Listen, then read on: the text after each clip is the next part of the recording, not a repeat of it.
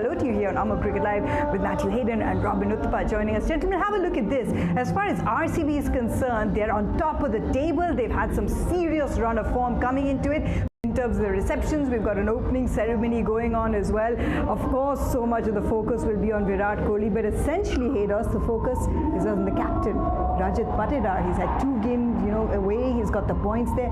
Now he comes home to lead RCB for the very first time in front of this crowd. And he's had a bit of luck, didn't he, in the last game against CSK. He was dropped early. Fortress, so to speak. The question to Robbie is, have a look at this.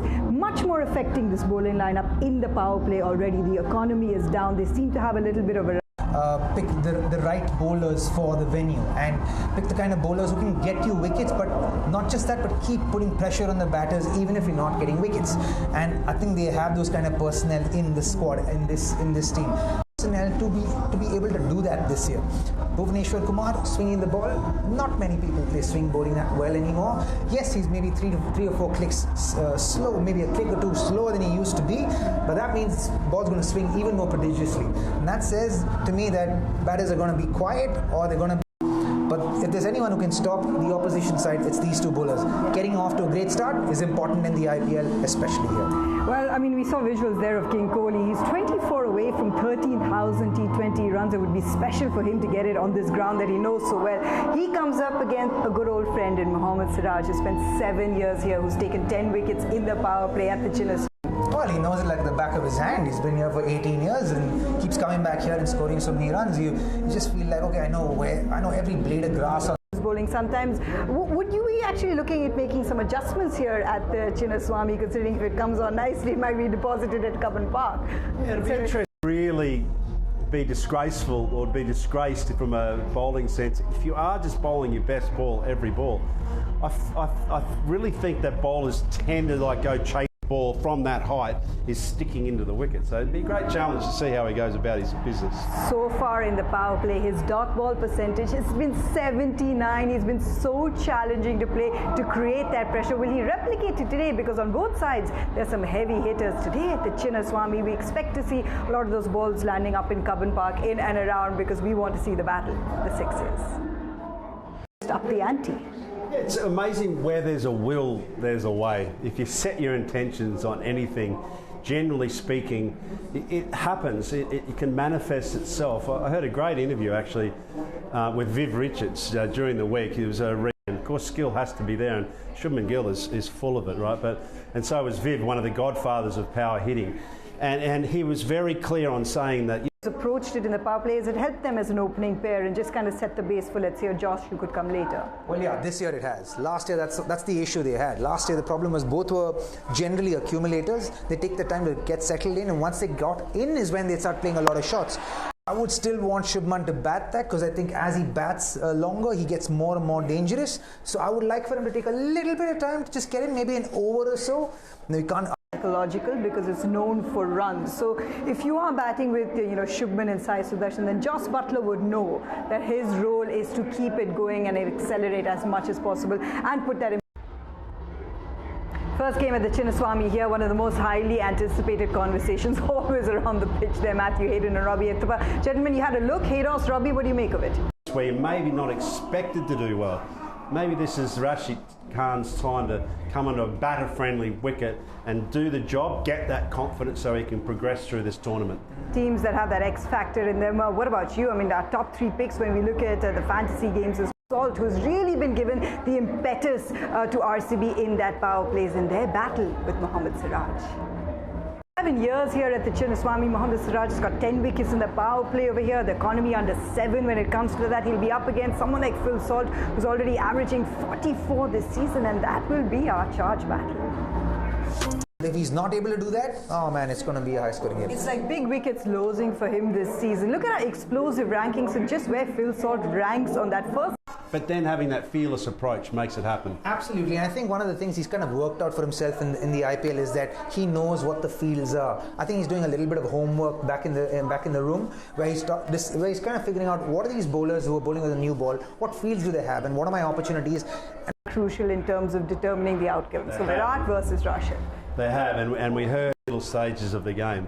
And that means you're going to get characters like a Rashid Khan, where he traditionally kind of had a limited strike rate, Virat Kohli. He's now adopted a very good sweep shot into his game plan, a little mastermind effort that allows him to progress through the middle for a little longer and with a better strike rate. So looking forward to that battle.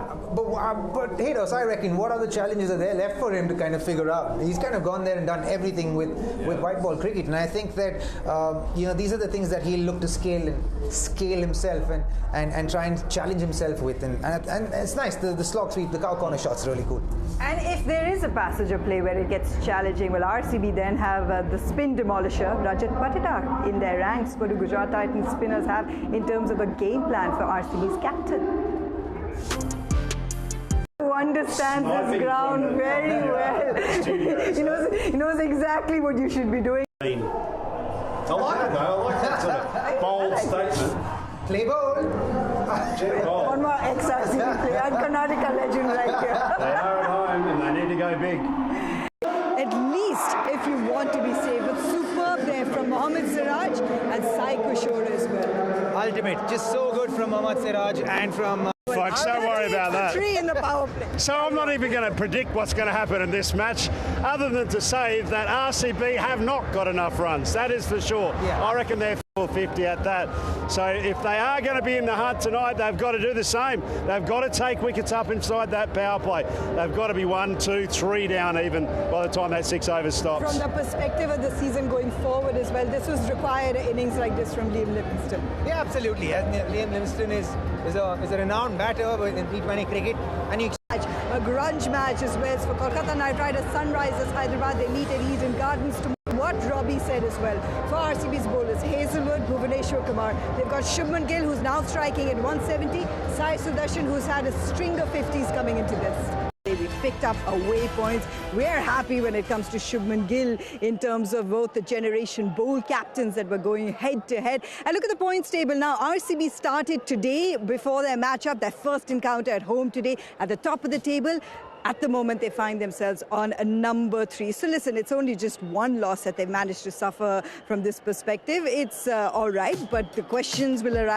Guys like Sai Sudarshan, you think about KL Rahul, for example, has found his way through this tournament of the game. And it's just working out so well for the Titans. They come away with a victory here at Chinnaswamy. Let's cross over now for the presentation. It was such an impressive... It's exactly what they wanted when you're on the road. Not exactly the homecoming that RCB would have wanted. Let's have a look at our colourful moments. Asian Paints. So much about the fact that because we're so used to seeing him open the innings, why aren't we breaking up this pair? Why aren't we maximising it? Today he kind of gave us an example of what Gujarat's thinking is about utilising and maximising the potential of Jos Buttler. Yeah, it's a difficult one, isn't he? Because he's had so much success and we've enjoyed that success as an opener.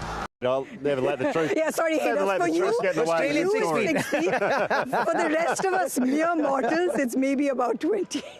Well, we could actually give him some advice from this distance, and that is to, mate, just maintain your intensity. Yeah. You know, when you look at the way that he came in today, it was excellent. It was a really high, intense moment. More and more is coming away with, all the boxes ticked. No, absolutely. But you have to see that the game plan is to play 4 fast bowlers. And then the more confidence you have within yourself to be able to deliver under pressure. And he's that kind of a bowler. He's one of the best bowlers in the world. So you've got to give him that cushion, that authority to bowl that 7th and 9th over, 7th and 10th over, then bring him on at the back end. Because you can afford that with Sai Sudarshan bowling so well, Sai Kishore bowling so well, you can actually afford that. We probably shouldn't tell him that he was going to be 1 for 80 and 1 for 60. Josh, just to bring on this conversation, we have this little predict thing, so at the start of the show, this man had you guys 1 for 80, and I wasn't much better, I've got to say 1 for 60, so we won't tell him, eh? Yeah.